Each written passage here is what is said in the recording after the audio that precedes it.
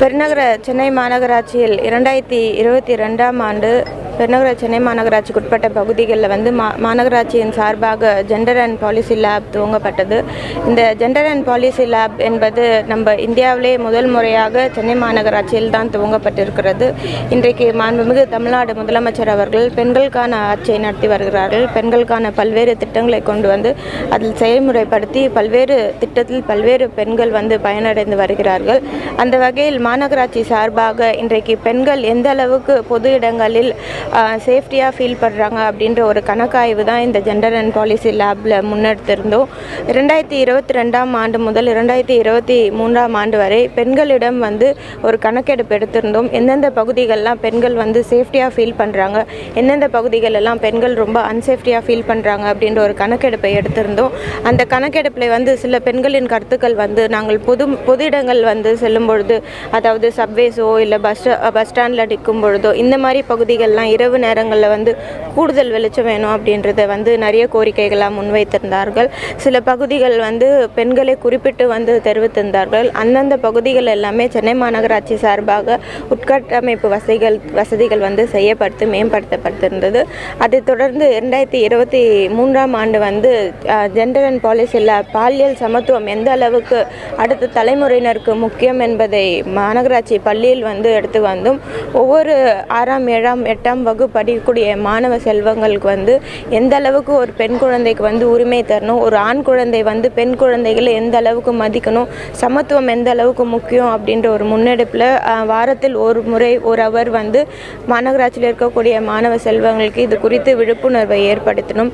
தொடர்ந்து மாநகராட்சியில் பூங்காக்கள், இந்த மாதிரி மெரினா கடற்கரை பகுதிகள், பெசநகர் கடற்கரை பகுதிகளில் தொடர்ந்து பொதுமக்களிடம் விழிப்புணர்வை ஏற்படுத்தி வருகிறோம். கடந்த ஒரு 8 மாதத்திற்கு முன்பாக தப்புன்னு தெரிஞ்சா பட்டுன்னு கேளு அப்படின்ற ஒரு விழிப்புணர்வை ஏற்படுத்தியிருந்தோம். ஒரு பொது இடத்துல ஏதோ ஒரு தவறுகள் நடக்குது, ஒரு பெண்ணுக்கு ஏதோ ஒரு துயரம் நடக்கிறது அப்படின்றா அந்த பகுதியில் இருக்கக்கூடிய பொதுமக்கள் அதை உடனே வாய்ஸ் அவுட் பண்ணி அந்த இடத்துல அது தப்புன்னு அந்த பொண்ணுக்காக ஸ்டாண்ட் பை பண்ணணும் அப்படின்ற ஒரு முன்னெடுப்பை எடுத்திருந்தோம். தொடர்ந்து சென்னையில் பெண்களுக்கு சேஃப்டி எவ்வளோ முக்கியம் அப்படின்றத எடுத்து வந்திருக்கோம்.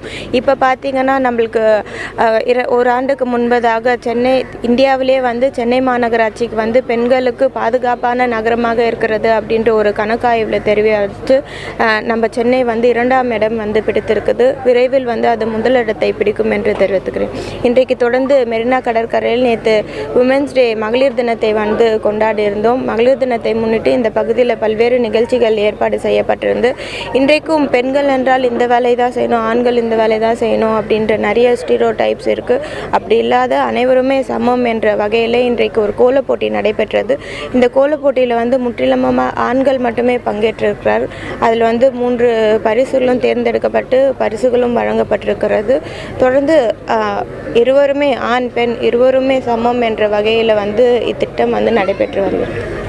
இப்போ இந்தியாவிலே பெண்களுக்கு பாதுகாப்பான மாநகரம் சென்னை சொல்கிறீங்க, ஆனால் தாவேகா தலைவர் பாதுகாப்பு இல்லாத ஒரு சூழ்நிலை உருவாக்குது. அதனால் திமுக அரசு அகற்றணும்னு சொல்லிட்டு நேற்று திமுக பேரை குறிப்பிட்டு முதல் முறையாக அவர் பேசியிருக்காரு. தலைவர்கள் இப்போ தான் வருகிறார்கள். அரசியல் களம் இன்னும் பார்க்க வேண்டியது இருக்குது. இருந்தாலும் இன்றைக்கு நம்ம மாண்புமிகு முதலமைச்சர் பெண்களுக்கான பல்வேறு திட்டங்களை கொண்டு வந்திருக்கிறார்கள். எவ்வளோ பெண்கள் இதனால் பயனடைந்திருக்கால். புதுமை பெண் திட்டமாக இருக்கட்டும், எத்தனையோ குழந்தைகள் கல்வி பருவத்தில் முடிச்சுட்டு கல்லூரி போக முடியாத சூழல் இருக்கக்கூடிய நிலையில் 2 ஆண்டுகள் 3 ஆண்டுகள் பிறகு இன்றைக்கு புதுமை பெண் திட்டம் மூலமாக அவங்க கல்லூரி செல்லக்கூடிய ஒரு பயன் இந்த திட்டத்தில் அடைந்திருக்கு. ஒரு பெண்ணுக்கு என்னைக்குமே கல்வி மட்டும்தான் கை கொடுக்கும். அது உற்றார் உறவினர் நண்பர் கணவர் யார் இல்லைனாலும் கல்வி ஒரு பெண்ணுக்கு கை கொடுக்கும். அப்பேற்பட்ட சிறந்த கல்வியை இன்றைக்கு நம்ம மாண்புமிகு முதலமைச்சர் அவர்கள் பெண்களுக்கு முன்னெடுப்பு கொடுத்து வழங்கி வருகிறார்கள். குற்றச்சாட்டு ஒரு தேவையில்லாத பொருள் நினைக்கிறீங்களா? கண்டிப்பாக மாநகராட்சி பட்ஜெட் தாக்கல் செய்ய போறீங்க, என்ன மாதிரியான சிறப்பு அம்சங்கள் இடம்பெற போகுது? மாநகராட்சி இந்த மாதம் பட்ஜெட் வைத்திருக்கிறோம். முக்கியமாக எப்பயும் போல் கல்விக்கு அதிக முக்கியத்துவம் கொடுத்துருக்கோம். 2வதாக மருத்துவத்துக்கு அதிக முக்கியத்துவம் கொடுத்துருக்கோம். இன்றைக்கு சென்னை பள்ளிகள் பார்த்திங்கன்னா கிட்டத்தட்ட நம்ம தனியார் பள்ளிகள் நிகராக கட்டமைப்புகளாக இருக்கட்டும், இல்லை ஸ்கில் டெவலப்மெண்ட் கிளாஸஸாக இருக்கட்டும், ஒவ்வொன்றும் பார்த்து செய்து வருகிறோம். இந்த நிதிநிலை அறிக்கையிலும் மாணவ செல்வங்களுக்கு அதிகமான அறிக்கைகள் இருக்கும். பசுமை பந்தல் வந்து இப்போ அண்ணா சாலையில் அமைக்கப்பட்டது. எத்தனை இடங்களை திட்டமிட்டிருக்கோம்? 17 இடம் ஏற்கனவே சொல்லியிருந்தோம். 17 இடம் இன்னைக்கு வந்து நடைமுறைக்கு வந்திருக்கோம். கடந்த ஆண்டு வந்து இந்த பசுமை பந்தல் வந்து மாநகராட்சி சார்பாக ஏற்பட்டது. வெயில் தாக்கம் அதிகமாக இருக்கிறதுனால சிக்னலில் பொதுமக்கள் வந்து நிறைய பேர் வந்து மயக்கம் அடையக்கூடிய சூழல் ஏற்படுகிறது. அதனால் மாநகராட்சி சார்பாக கடந்த ஆண்டு இதை கொண்டு வந்தோம். நல்ல வரவேற்பை இது பொதுமக்களிடையே பெற்றிருந்தது.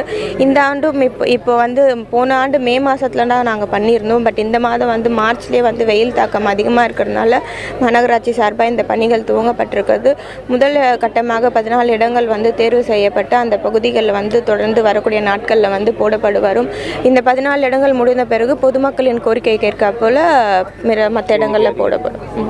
இப்போ குடிநீர் தண்ணி வசதியெல்லாம் பார்த்தீங்கன்னா இப்போ பொது இடங்கள் வந்து ஏற்பட பண்ணிருக்கீங்க. இந்த மெரினா பீச், பெசநகர் அந்த மாதிரி பொது இடத்துல பொது இடங்கள்லையும் வந்து கடந்த ஆண்டும் நம்ம மாநகராட்சி சார்பாக வைத்திருந்தோம். கழகத்தின் சார்பாகவும் பல்வேறு பகுதிகளில் வந்து வைத்திருந்தார்கள். ஏப்ரல் மாதத்தில் வந்து கண்டிப்பாக வைக்கப்படும்.